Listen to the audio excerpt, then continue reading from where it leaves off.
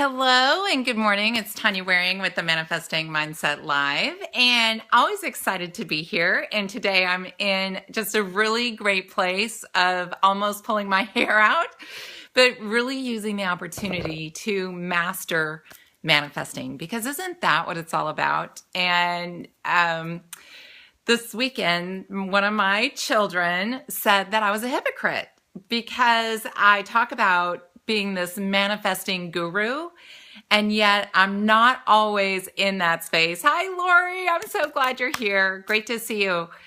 And what happens is sometimes the challenges, the things that I challenge myself with, all start to come together, and then I'm living in the chaos.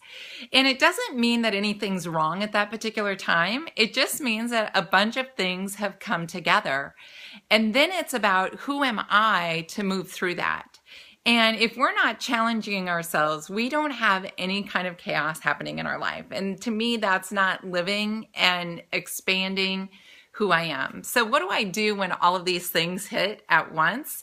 And just to give you an idea of what I've got going on, I've got an event happening in Dallas for 100 people next week. I've been asked to go speak with Les Brown down in San Antonio directly after that. I have people flying in for my event who will be staying at my house. I just had a birthday weekend for my daughter.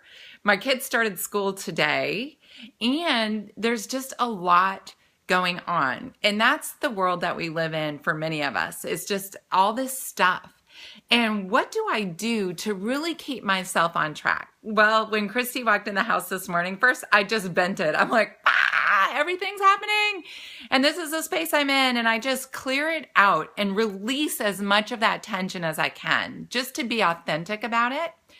And then to really focus on what it is, the task at hand. And normally I'm using timing of divine flow. I've got a lot of different things going on, including the launching of 100K Impact Coaching Certification Program, the Manifesting Mindset Coaching Certification Program. I like to keep things going.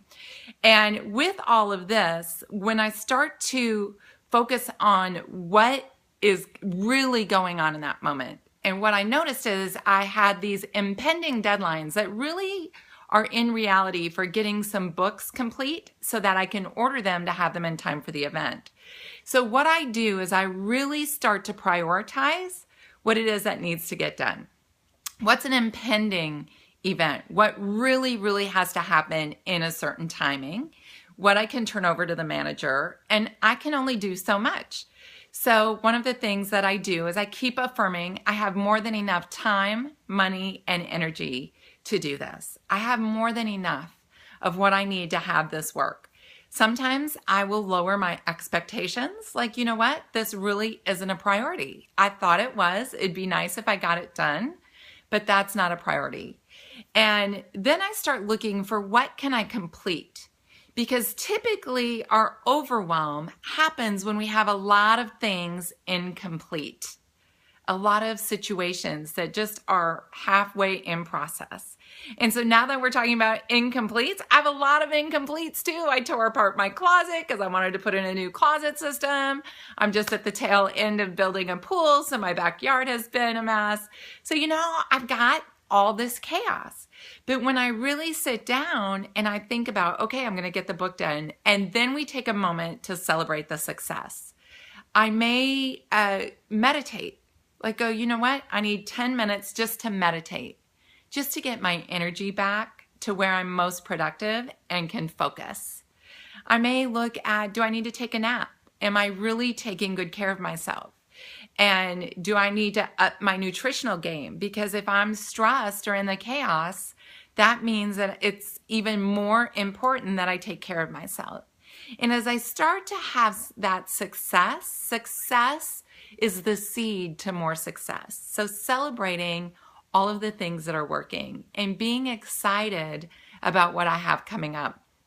And little by little, those successes start to snowball. And we get back into that space of everything being great and feeling that energy. Being aware of our emotional set point is also really important because overwhelm is a positive emotion.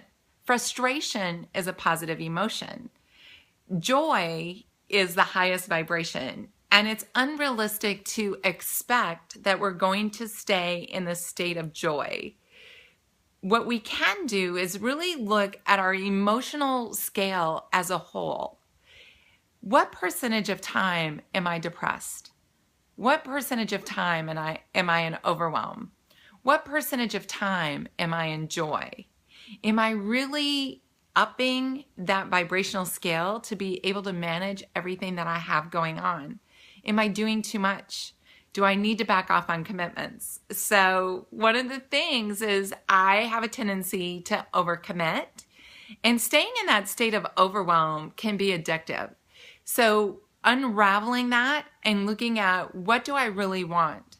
Because when we have the chaos, the most valuable thing we can do with it is to use the contrast and go, why do I feel this way? What didn't I do that brought me to this state? And what can I do differently next time? And how do I want to get even more clear on what it is my life is about? One of the things I said to Christy today is, I don't know that I want to do more of these events.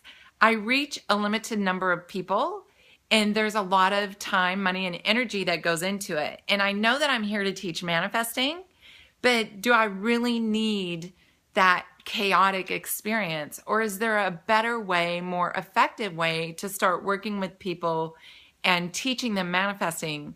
I absolutely know that's what there is to do, because as we're manifesting, we become world changers. It gets bigger than ourselves, and we can have greater impact.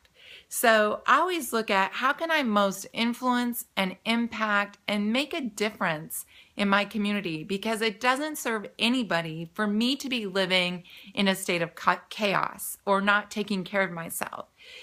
A lot of times we think selfishness or doing things for ourselves is selfish, right? And I say it's selfless. That when we really are willing to bring that attention to ourselves so that we can serve a greater whole, and keeping that perspective. And I already feel better after having this video, because my intent is always to be authentic. It does not serve anybody to have this facade of that everything is always easy and looking great and manifested in perfect timing. I have a great life. I love my life.